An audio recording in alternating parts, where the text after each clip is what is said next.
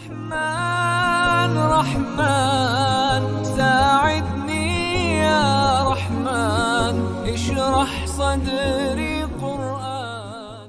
اعوذ باللہ من الشیطان الرجیم بسم اللہ الرحمن الرحیم وَإِذَا لَقُوا الَّذِينَ آمَنُوا قَالُوا آمَنَّا وَإِذَا خَلَا بَعْضُهُمْ إِلَى بَعْضٍ قَالُوا أَتُحَدِّثُونَهُمْ بِمَا فَتَحَ اللَّهُ عَلَيْكُمْ لِيُحَاجُّوكُمْ بِهِ عِندَ رَبِّكُمْ أَفَلَا تَعْقِلُونَ أَوَلَا يَعْلَمُونَ أَنَّ اللَّهَ يَعْلَمُ مَا يُسِرُّونَ وَمَا يُعْلِنُونَ وَمِنْهُمْ أُمِّيُّونَ لَا يَعْلَمُونَ الْكِتَابَ إِلَّا أَمَانِيَّ وَإِنْهُمْ إِلَّا يَظُنُّونَ وَوَيْلٌ لِّلَّذِينَ يَكْتُبُونَ الْكِتَابَ بِأَيْدِيهِمْ ثُمَّ يَقُولُونَ هَذَا مِنْ عِندِ اللَّهِ لِيَشْتَرُوا بِهِ ثَمَنًا قَلِيلًا وَوَيْلٌ لَّهُم مِّمَّا كَتَبَتْ أَيْدِيهِمْ وَوَيْلٌ لَّهُم مِّمَّا يَكْسِبُونَ وَقَالُوا لَن تَمَسَّنَا النَّارُ إِلَّا أَيَّامًا مَّعْدُودَةً قُلْ أَتَّخَذْتُمْ عِندَ اللَّهِ عَهْدًا فَلَن يُخْلِفَ اللَّهُ عَهْدَهُ أَمْ تَقُولُونَ عَلَى اللَّهِ مَا لَا تَعْلَمُونَ بَلَىٰ مَنْ كَسَبَ سَيِّئَةً وَأَحَاطَتْ بِهِ خَطِيئَتُهُ فَأُولَٰئِكَ أَصْحَابُ النَّارِ هُمْ فِيهَا خَالِدُونَ وَالَّذِينَ آمَنُوا وَعَمِلُوا الصَّالِحَاتِ أُولَٰئِكَ أَصْحَابُ الْجَنَّةِ هُمْ فِيهَا خَالِدُونَ وَإِذْ أَخَذْنَا مِيثَاقَ بَنِي إِسْرَائِيلَ لَا تَعْبُدُونَ إِلَّا اللَّهَ وَبِالْوَالِدَيْنِ إِحْسَانًا وَذِي الْقُرْبَىٰ وَالْيَتَامَىٰ وَالْمَسَاكِينِ وَقُولُوا لِلنَّاسِ حُسْنًا وَأَقِيمُوا الصَّلَاةَ وَآتُوا الزَّكَاةَ ثُمَّ تَوَلَّيْتُمْ إِلَّا قَلِيلًا مِّنكُمْ وَأَنتُم مُّعْرِضُونَ وَإِذْ أَخَذْنَا مِيثَاقَكُمْ لَا تَسْفِكُونَ دِمَاءَكُمْ وَلَا تُخْرِجُونَ أَنفُسَكُم مِّن دِيَارِكُمْ ثُمَّ أَقْرَرْتُمْ وَأَنتُمْ تَشْهَدُونَ ثُمَّ أَنتُمْ هَٰؤُلَاءِ تَقْتُلُونَ أَنفُسَكُمْ وَتُخْرِجُونَ فَرِيقًا مِّنكُم مِّن دِيَارِهِمْ تَظَاهَرُونَ عَلَيْهِم بِالْإِثْمِ وَالْعُدْوَانِ وَإِن يَأْتُوكُمْ أُسَارَىٰ تُفَادُوهُمْ وَهُوَ مُحَرَّمٌ عَلَيْكُمْ إِخْرَاجُهُمْ أَفَتُؤْمِنُونَ بِبَعْضِ الْكِتَابِ وَتَكْفُرُونَ بِبَعْضٍ فَمَا جَزَاءُ مَن يَفْعَلُ ذَٰلِكَ مِنكُمْ إِلَّا خِزْيٌ فِي الْحَيَاةِ الدُّنْيَا وَيَوْمَ الْقِيَامَةِ يُرَدُّونَ إِلَىٰ أَشَدِّ الْعَذَابِ وَمَا اللَّهُ بِغَافِلٍ عَمَّا تَعْمَلُونَ أُولَٰئِكَ الَّذِينَ اشْتَرَوُا الْحَيَاةَ الدُّنْيَا بِالْآخِرَةِ فَلَا يُخَفَّفُ عَنْهُمُ الْعَذَابُ وَلَا هُمْ يُنصَرُونَ صدق اللہ العظیم۔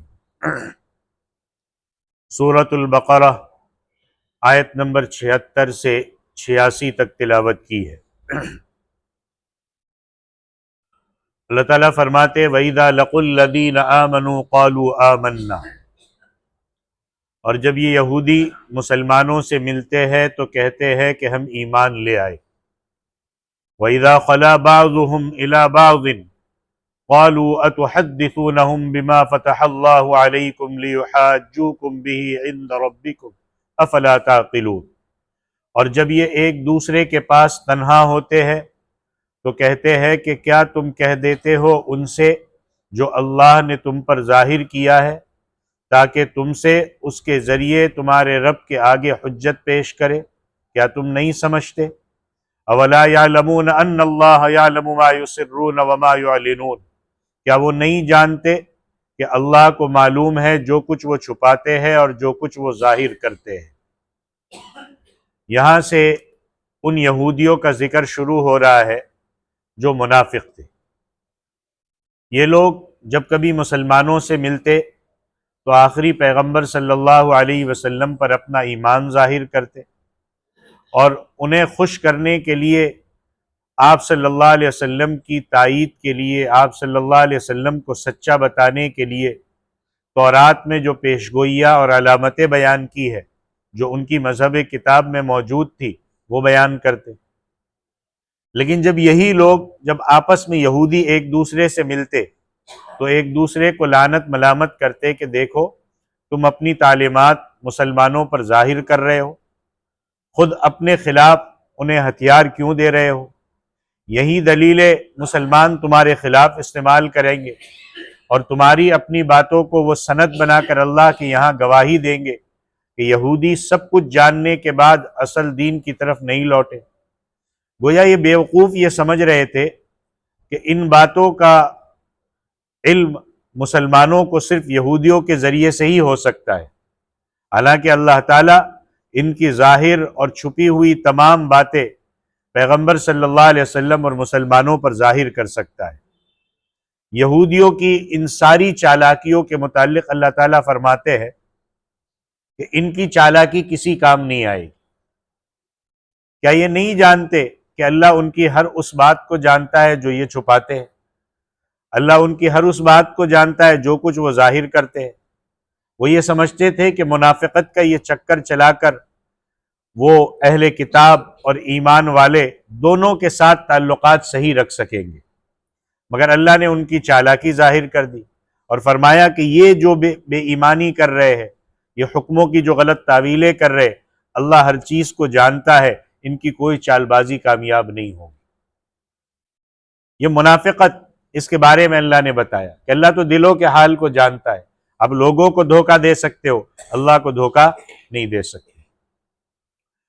پھر فرمایا وَمِنْهُمْ أُمِّيُّونَ لَا يَعْلَمُونَ الْكِتَابَ إِلَّا أَمَانِيَّ، اور ان میں بعض ان پڑھ ہے کہ کتاب کی خبر نہیں رکھتے، جھوٹی آرزوؤں کے سوا، وَإِنْهُمْ إِلَّا يَظُنُّونَ، جھوٹی آرزوؤں کے سوا ان کے پاس کچھ بھی نہیں ہے، اور وہ تو صرف گمان کرتے ہیں۔ وَوَيْلٌ لِّلَّذِينَ يَكْتُبُونَ الْكِتَابَ بِأَيْدِيهِمْ، اللہ کہتے سو ان کے لیے خرابی ہے جو اپنے ہاتھ سے کتاب لکھتے ہیں۔ ثُمَّ يَقُولُونَ هَذَا مِنْ عِنْدِ اللَّهِ، پھر اس کتاب کو ہاتھ سے لکھ کر کہتے ہیں کہ یہ تو اللہ کی طرف سے ہے۔ اور کیوں ایسا کرتے ہیں؟ لِيَشْتَرُوا بِهِ ثَمَنًا قَلِيلًا، تاکہ اس پر تھوڑی سی قیمت حاصل کر لیں۔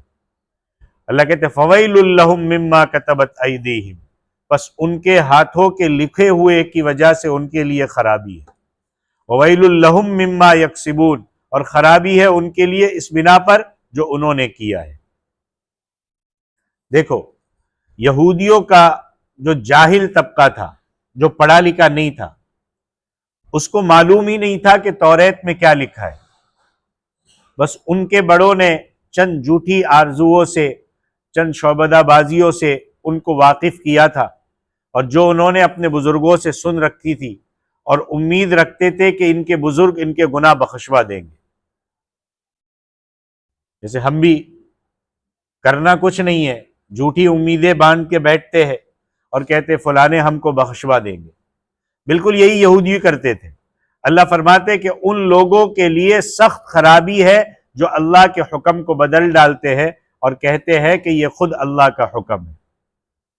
اللہ کی کتاب کو خود بدل ڈالتے تھے، تورات میں جو باتیں لکھی تھی اس کو چینج کر کے اپنے ہاتھوں سے لکھ ڈالتے تھے اور کہتے تھے کہ یہ اللہ کی طرف سے۔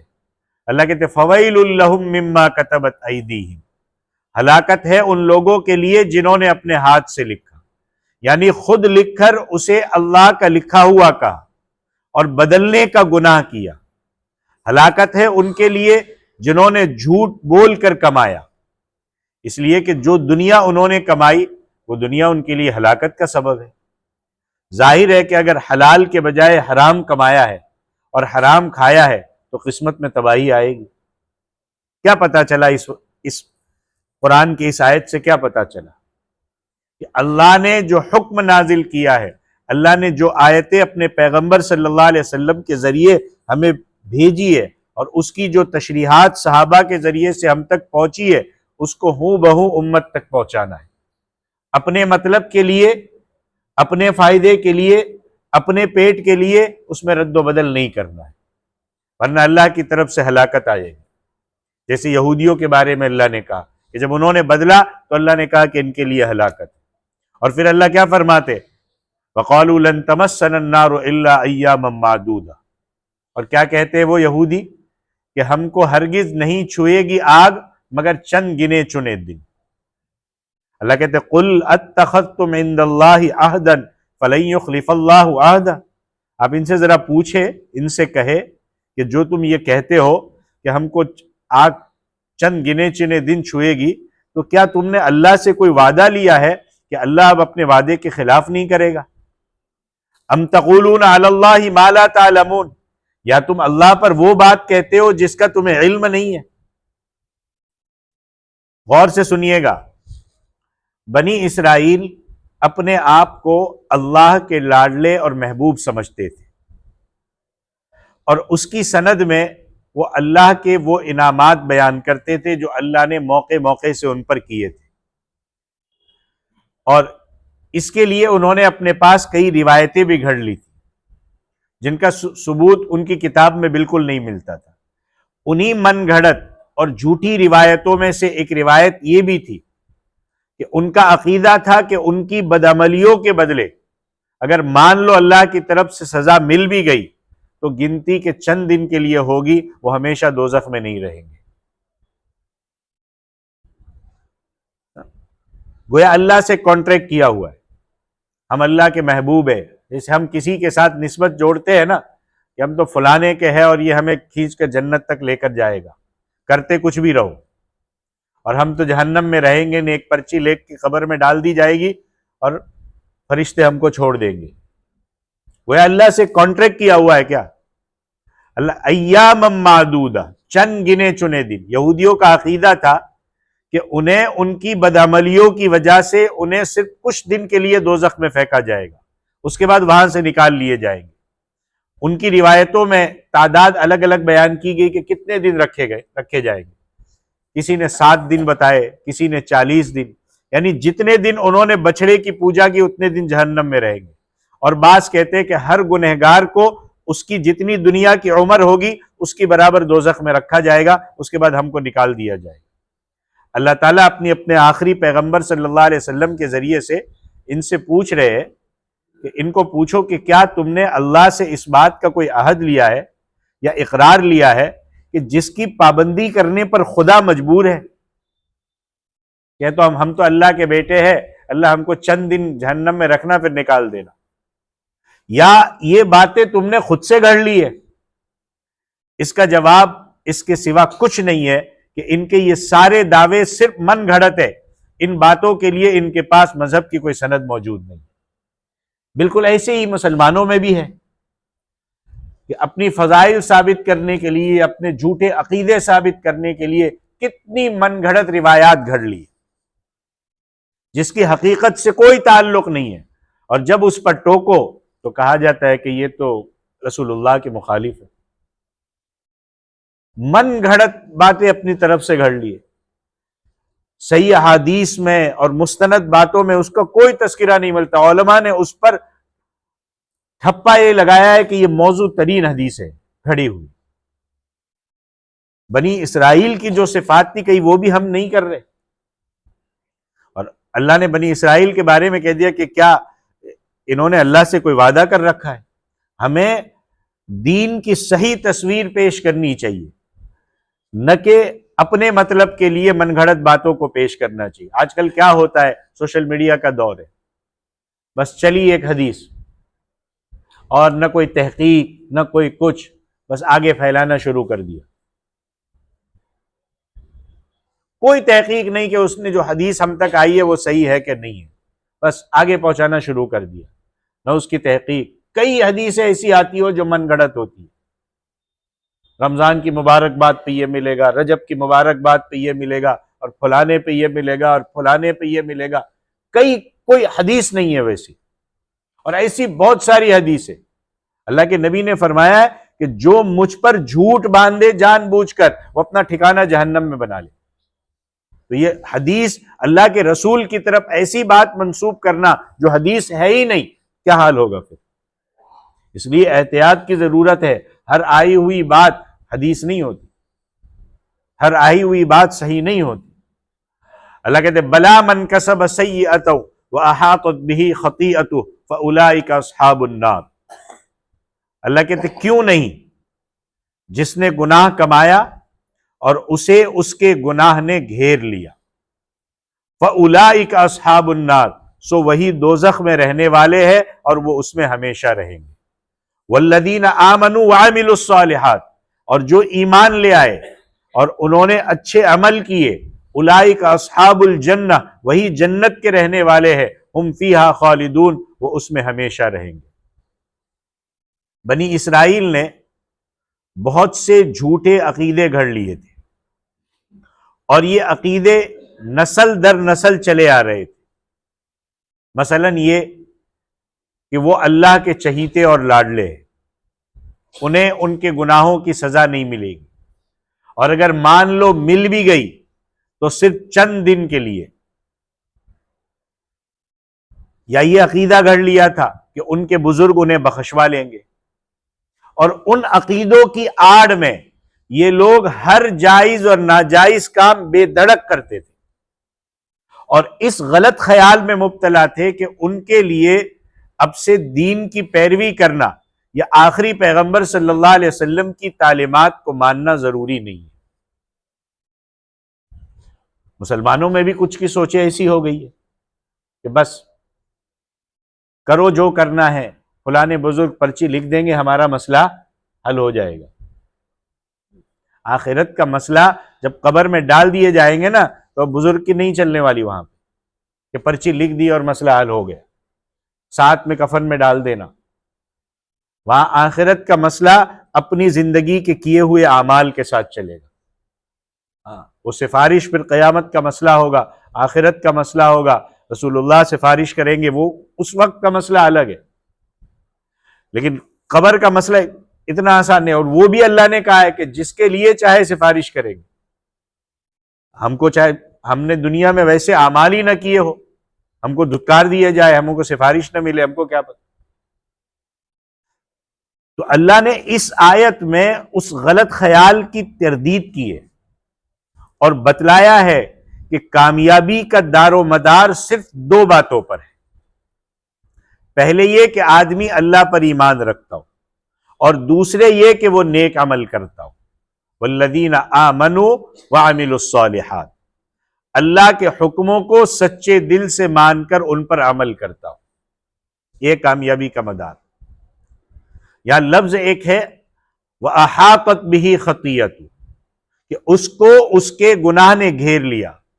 اس کا مطلب یہ ہے کہ انہوں نے جان بوجھ کر برائی کا راستہ اختیار کیا، اور پھر گناہوں کے اندر اس طرح گھر گئے کہ ایمان کے لیے کوئی گنجائش باقی نہیں رہی۔ جب ایمان کے لیے کوئی گنجائش باقی نہ رہی تو یہ حالت کیا ہوئی؟ کفر کی ہوئی۔ اس لیے مفسرین نے فرمایا کہ یہاں اس سے مراد کافر ہے۔ اس آیت میں خطیئتہ سے مراد وہ شرک ہے جس شرک پر آدمی مر جائے، شرک سے توبہ نہ کی ہو۔ جو آدمی مرنے سے پہلے توبہ کر لے وہ شرک کے گھیرے سے نکل جاتا ہے، اور جو مرنے سے پہلے توبہ نہ کرے وہ شرک کے گھیرے میں ہے، اس کے لیے نجات کا کوئی راستہ نہیں ہے۔ اس لیے کوئی ایسے عمل ہم سے ہوئے ہے تو توبہ کر لے، کیونکہ موت سے پہلے وقت ہے۔ اللہ نے توبہ کا دروازہ کھلا رکھا ہے کہ اللہ معاف فرما دیجیے، اب میں آگے سے اس شرک والے کوئی کام نہیں کروں۔ یا ایک لفظ اور بھی عامل الصالحات، ایک ایمان لائے، عامل الصالحات اچھے عمل کیے۔ آخرت کی کامیابی کے لیے ایمان صرف ضروری نہیں ہے، ایمان کے ساتھ اچھے عمل بھی ضروری ہے۔ کلمہ پڑھ لیا، مسلمان ہے، جنازے کی نماز پڑھیں گے، قبر میں چھٹکارا ہو جائے، اچھے عمل بھی ضروری ہے۔ اور اچھے عملوں سے مراد وہ کام ہے جو انسان اللہ کے حکموں کے مطابق کام کرے، اپنی مرضی کے مطابق۔ مجھے کیا اچھا لگتا ہے اس کا نام دین نہیں ہے، اللہ اور اللہ کے رسول نے کیا بتایا ہے اس کا نام دین ہے۔ پھر آگے اللہ فرماتے وَإِذْ أَخَذْنَا مِيثَاقَ بَنِي إِسْرَائِيلَ لَا تَعْبُدُونَ إِلَّا اللَّهَ۔ اللہ کہتے، اب یہ غور سے سنیے گا، اللہ کہتے جب ہم نے بنی اسرائیل سے پکا عہد لیا کہ تم اللہ کے سوا کسی کی عبادت نہ کرنا، پہلی چیز۔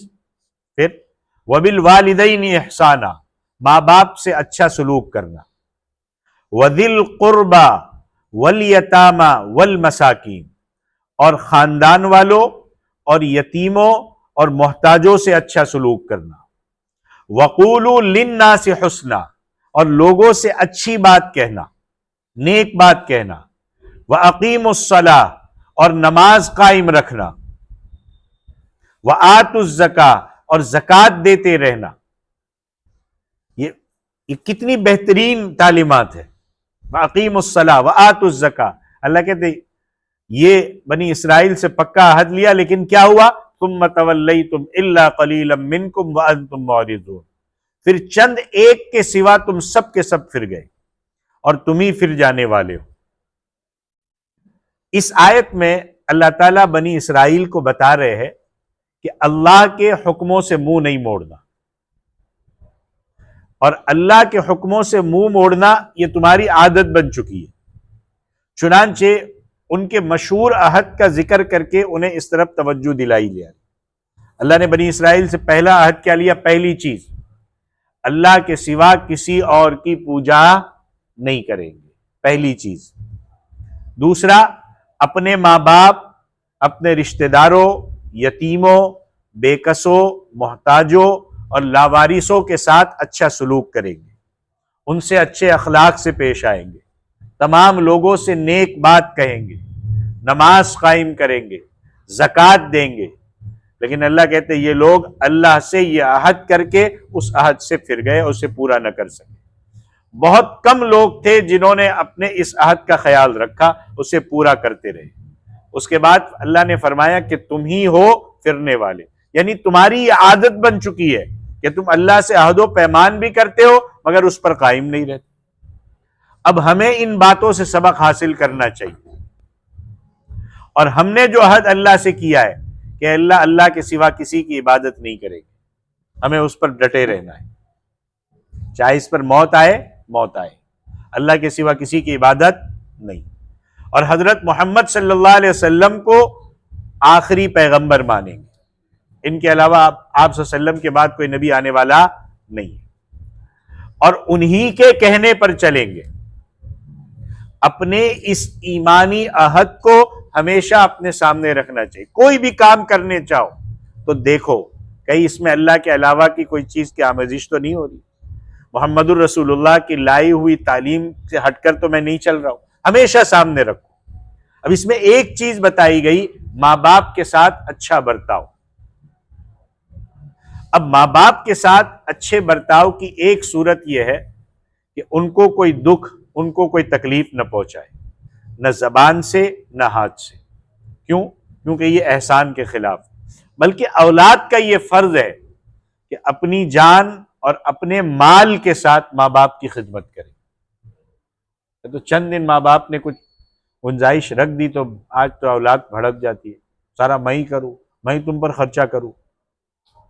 ماں باپ مالی طور پر ضرورت مند ہے تو ان کی ضرورت پوری کی جائے، اور اگر مالی طور پر ضرورت مند نہیں ہے، ماں باپ کے بعد اچھا خاصا ہے، تو کم سے کم جسمانی طور پر ضرور ان کو راحت پہنچائے، ان کی پیٹھ دبا دے، ان کے پیر دبا دے، ان کے سر میں تیل ڈال دے، ان کے پاس بیٹھ کے دن میں آدھا گھنٹہ 15 منٹ بیٹھ کے تھوڑے 2-4 ہنس کے باتیں کر لے، ان کو کھلائے، ان کو پلائے، ضرورت پڑی بیمار ہو گئے تو گھر کی بیویوں پہ نہ ڈال دے، عورتوں پہ نہ ڈال دے، ان کو نہلائے، ان کو دھلائے۔ ماں باپ کی ذمہ داری ہے۔ آج کا مرد سمجھتا ہے میں مرد ہوں نا، میں کچھ نہیں کرتا۔ رسول اللہ سے بڑھ کر ہو، صحابہ حضرت ابوبکر صدیق سے بڑھ کر ہو، حضرت عمر سے بڑھ کر ہو، حضرت عثمان اور حضرت علی سے بڑھ کر ہو۔ ماں باپ کا خیال رکھے۔ آج کے اولاد ماں باپ کو گالیاں دیتی ہے، اور ایک نہیں کئی واقعات میرے پاس آتے ہیں، ماں باپ کے آنسو ٹپکے ہوئے میرے پاس آئے ماں باپ۔ میں کبھی کبھی بیٹھ کے سوچتا ہوں کہ اس اولاد نے اگر ماں باپ سے معافی نہیں مانگی، ماں باپ کو خوش نہیں کیا، تو زندگی میں وہ کیسے خوش رہ پائے گا، مجھے سمجھ نہیں آتا۔ ماں باپ روتے ہیں بیٹھ کے سامنے، اولاد یہ ہوگی، اس اولاد کو بلا کے سمجھاؤ، پھر بھی وہ سمجھنے تیار نہیں۔ تو ماں باپ کے ساتھ اچھا برتاؤ کرو۔ والیتامی والمساکین، یتیموں اور مسکینوں کے ساتھ بھی نیک سلوک کرو۔ یتیم، ہمارے یہاں باپ کا انتقال ہو جائے تو ہر ایک کو یتیم کہتے ہیں، ہر ایک بڑی عمر کا بندہ یتیم نہیں ہوتا۔ یتیم ہوتا ہے وہ نابالغ بچہ جس کا باپ کم عمری میں مر گیا ہو، بالغ ہونے سے پہلے، اس کے ساتھ نیکی کرنے کا حکم ہے تاکہ وہ اپنے پاؤں پر کھڑا ہو سکے۔ مسکینوں کے ساتھ اچھا سلوک کرنے کا حکم ہے۔ مسکین اس شخص کو کہتے ہیں جس کا گھر بہت زیادہ بڑا ہو اور اس کا خرچ اس کی انکم سے پورا نہ ہوتا ہو، بیچارہ محنت مشقت کرتا ہے مگر جو کچھ کماتا ہے اس میں گزر اوقات نہیں ہوتا، ایسا شخص بھی اچھے برتاؤ کا حقدار ہے۔ محتاجوں میں ایک قسم فقیر کی بھی ہے، اور فقیر ایسے شخص کو کہتے ہیں جو بالکل نادار ہے، یہ فقیر نہیں ہوتے جو سڑکوں پہ گھومتے ہیں. میں بار بار کہتا ہوں آپ کو، ہم کہتے دے دو نیکی ملے گی. اسلام نے جنہوں نے اپنی زندگی محنت کے بجائے جنہوں نے اپنی زندگی مانگنے کی عادت بنا لی ہے، اسلام ایسوں کی حوصلہ افزائی نہیں کرتا. ان سے کہا جائے گا جاؤ محنت کرو اور کماؤ. جنہوں نے عادت بنا لی ہے ان کو بالکل نہیں دینا چاہیے، ان کا حوصلہ توڑنا چاہیے، ورنہ تو وہ بیٹھ کے کماتے اچھا خاصا، ان کا حوصلہ بڑھتا رہتا ہے، محنت مزدوری کرتے نہیں. حضرت عمر رضی اللہ تعالیٰ عنہ مدینے میں کسی کو مانگتا ہوا دیکھتے تھے، ہٹے کٹے نوجوان کو، تو بلاتے تھے اور درہ مارتے تھے، اور درہ مار کے کہتے تھے جاؤ ہٹے کٹے ہو، جوان ہو اور محنت کرو اور کمائی حاصل کرو، مانگنا چھوڑو. آپ صلی اللہ علیہ وسلم نے ایک صحابی کو کلہاڑی میں دستہ لگا کر کے دیا کہ جاؤ جنگل میں لکڑیاں کاٹو، اس سے لکڑیاں بیچو اور اپنی روزی روٹی چلاؤ. مانگنے کو نہیں. اب دیکھو اچھے خاصے آج کل غیر مسلم بھی مسلمانوں کا لباس اور برقع پہن کر مانگ رہے ہو، اور ہم نے اس کو نیکی کا کام سمجھا ہوا ہو. نہیں، جو بالکل نادار ہو، جس کے پاس 2 وقت کا کھانا میسر نہ ہو، ایسا شخص بھی حقدار ہے کہ اس کی ضرورتوں کا خیال رکھا جائے. آج کل تو لوگ مانگنے کے لیے انہوں نے اپنا حلیہ بھی ویسا بنا کے رکھا ہوا ہے تاکہ لوگ مجبور سمجھیں. اسی طریقے سے کہا گیا کہ اچھی بات کرنا، اچھی بات کرنے کے الگ الگ طریقے. مثلا پیغمبر صلی اللہ علیہ وسلم فرماتے آپس میں ملو تو ایک دوسرے کو سلام کرو. پھر اچھا بندہ وہ ہے جو سلام کرنے میں پہل کرتا ہے. 2 مسلمان آپس میں ملے، نرمی کے ساتھ نیکی کی دعوت دے، آپس میں دوستی کا اظہار کرے، ایک دوسرے کی خیر و عافیت پوچھے. جب ایک مسلمان دوسرے مسلمان کو پکارے تو اچھے لقب سے پکارے. ہم کیسے کیسے نام رکھتے ہیں، اب میں یہاں آن ریکارڈ بول نہیں سکتا، کیسے کیسے ناموں سے پکارتے ہیں دوستوں کو، محلے والوں کو. کسی کا لنگڑا نام رکھا ہوا ہے، کسی کا لونا نام رکھا ہوا ہے، کسی کا بیرا نام رکھا ہوا ہے. نہیں، اچھے لقب سے پکارو. قرآن مجید میں موجود ہے کہ ایک دوسرے کو برے لقب سے مت پکارو. یہ ساری باتیں قولوا للناس حسنا میں داخل ہے. پھر اللہ فرماتے وَإِذْ أَخَذْنَا مِيثَاقَكُمْ لَا تَسْفِكُونَ دِمَاءَكُمْ وَلَا تُخْرِجُونَ أَنفُسَكُمْ مِنْ دِيَارِكُمْ ثُمَّ أَقْرَرْتُمْ وَأَنْتُمْ تَشْهَدُونَ. اور جب ہم نے تم سے وعدہ لیا کہ اپنوں کا خون نہ بہاؤ گے اور اپنوں کو اپنے وطن سے نہ نکالو گے، پھر تم نے اقرار لیا، وعدہ کیا کہ ہاں ہم کریں گے اور تم مانتے ہو. ثُمَّ أَنْتُمْ هَؤُلَاءِ تَقْتُلُونَ أَنفُسَكُمْ، پھر تم وہ لوگ ہو کہ اپنوں کا خون کرتے ہو. وَتُخْرِجُونَ فَرِيقًا مِّنْكُمْ مِّن دِيَارِهِمْ، اور اپنے ایک فریق کو ان کے گھروں سے نکال دیتے ہو. تَظَاهَرُونَ عَلَيْهِمْ بِالْإِثْمِ وَالْعُدْوَانِ، ان پر گناہ اور ظلم سے چڑھائی کرتے ہو. اس آیت میں اللہ تعالیٰ یہودیوں کو یہ بتلاتے ہیں کہ تم نے مجھ سے وعدہ کیا تھا کہ نہ تو تم اپنوں کا خون بہاؤ گے نہ اپنوں کو گھروں سے نکالو گے، لیکن تم نے اس وعدے کی خلاف ورزی کی. آپ صلی اللہ علیہ وسلم کے زمانے میں بنی اسرائیل کے جو 2 قبیلے تھے، بنو نذیر اور بنو قریظہ، یہ مدینہ اور مدینے کے آس پاس میں آباد تھے، اور ان کی عادت تھی کہ ہمیشہ آپس کی لڑائیوں میں مصروف رہتے تھے. اور مدینے کے 2 قبیلے اور تھے، اوس اور خزرج، وہ بھی وہاں آباد تھے. اب کیا ہوتا تھا، یہودیوں کا ایک قبیلہ مشرکوں کے ایک قبیلے کے ساتھ، یہودیوں کا دوسرا قبیلہ مشرکوں کے دوسرے قبیلوں کے ساتھ. اب دونوں ایک ایک کے ساتھ ہو جاتے تھے اور آپس میں جتھم جتھا ہوتے تھے. اور جب جنگ شروع ہوتی تھی تو وہ سب کچھ ہوتا تھا جو جنگ میں ہوا کرتا تھا. قتل بھی کیا جاتا تھا، جلاوطنی بھی ہوتی تھی. یہودی دوسروں کے ساتھ مل کر اپنوں کو قتل کرتے تھے، ان کو اپنے گھروں سے نکال دیتے تھے. اللہ فرماتے وَإِن يَأْتُوكُمْ أُسَارَىٰ تُفَادُوهُمْ، اور اگر وہ تمہارے پاس قیدی ہو کر آتے تو تم ان کا فدیہ دے کر چھڑاتے ہو. وَهُوَ مُحَرَّمٌ عَلَيْكُمْ إِخْرَاجُهُمْ، حالانکہ ان کو گھروں سے نکالنا ہی تم پر حرام تھا. أَفَتُؤْمِنُونَ بِبَعْضِ الْكِتَابِ وَتَكْفُرُونَ بِبَعْضٍ، یہ جملے پہ غور کریے گا. کیا تم کتاب کے بعد حصے کو مانتے ہو اور بعض کو نہیں مانتے ہو؟ وَمَا جَزَاءُ مَن يَفْعَلُ ذَلِكَ مِنْكُمْ إِلَّا خِزْيٌ فِي الْحَيَاةِ الدُّنْيَا. اللہ کہتے ہیں کہ اس کے سوا کوئی سزا نہیں ہے اس کے لیے جو تم میں سے یہ کرتا ہے کہ بعض حصے کو مانتا ہے بعض کو انکار کرتا ہے. اس کے لیے کیا سزا ہے؟ دنیا کی زندگی میں رسوائی. وَيَوْمَ الْقِيَامَةِ يُرَدُّونَ إِلَى الْعَرْشِ، الی اشد العذاب، اور قیامت کے دن سخت عذاب میں لوٹائے جائیں گے۔ وما اللہ بغافل عما تعملون، اور اللہ تمہارے کاموں سے بے خبر نہیں ہے۔ اب اس آیت میں یہودیوں کی بدعملی اور یہودیوں کی بدعہدی، اس کو اور زیادہ کھول کر بیان کیا گیا ہے کہ وہ پہلے تو اپنے بھائی بندوں سے جنگ کرتے تھے اور انہیں ملک سے نکال دیتے تھے، پھر جب دوسری قومیں ان جلاوطن لوگوں کو اپنا قیدی بنا لیتی تھی تو اب یہ اپنا اخلاص دکھاتے تھے کہ جا کر کے ذرا کچھ پیسہ دے کر اپنے قیدیوں کو چھڑا لے، حالانکہ شروع میں ہی نہ نکالتے تو یہ ہوتا نہیں، اللہ نے کہا تھا مت نکالو۔ تو گویا وہ تورات کے اس حکم کو تو مانتے ہیں کہ قیدیوں کو چھڑا لیا جائے، لیکن تورات کے اس حکم پر عمل نہیں کرتے کہ اپنے بھائیوں کو ملک سے نہ نکالا جائے۔ کچھ کو مانتے ہیں، کچھ کا انکار کر دیتے۔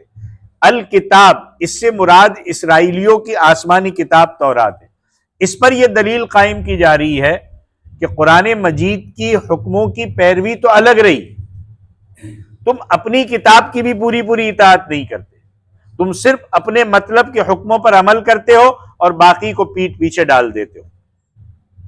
اللہ ساتھ ہی فرماتے ہیں کہ جو ایسا کام کرتا ہے، ایسا کام کرنے والے لوگوں کو دنیا میں تو یہ سزا ہوگی کہ وہ ذلیل اور رسوا ہوں گے، لیکن آخرت میں بھی بے بس، بے یار و مددگار، سخت عذاب میں ڈالے جائے گے۔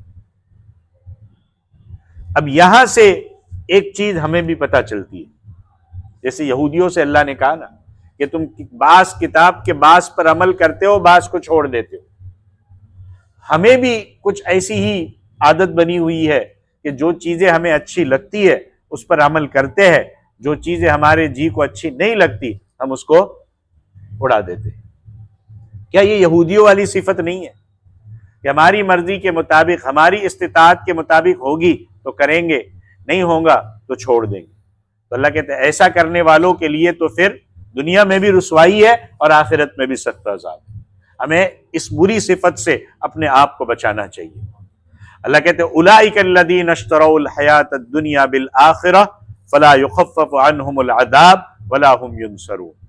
اللہ کہتے ہیں جنہوں نے یہ کام کیے کہ کتاب کے بعد حصوں پر عمل کیا، نہیں کیا، یہی ہے جنہوں نے دنیا کی زندگی آخرت کے بدلے میں خریدی۔ اللہ کہتے ہیں فلا یخفف عنہم العذاب، نہ ان سے عذاب ہلکا کیا جائے گا، ولا هم ینصرون، اور نہ ان کی مدد کی جائے گی۔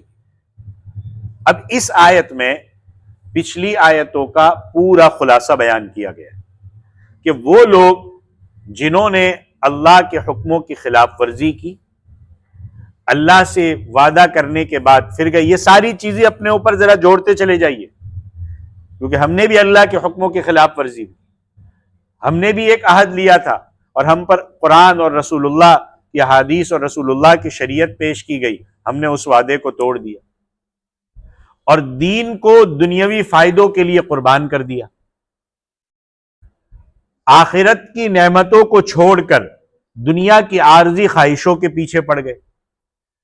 اللہ کہتے ان کے لیے آخرت میں سخت ترین عذاب ہے، اور اللہ کہتے معاف ہونا تو دور کی بات ہے، اس میں تو کسی قسم کو عذاب کو ہلکا بھی نہیں کیا جائے۔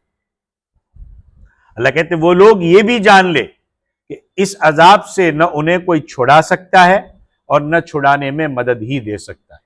وَلَا هُمْ يُنصَرُونَ، مرنے کے بعد انسان کے صرف نیک عمل اس کا ساتھ دیں گے، وہاں کوئی چیز، مال و دولت، نسبت، فلانے سے تعلق انسان کو عذاب سے نہیں بچا سکے گا۔ بالآخرہ، آخرت کے بدلے۔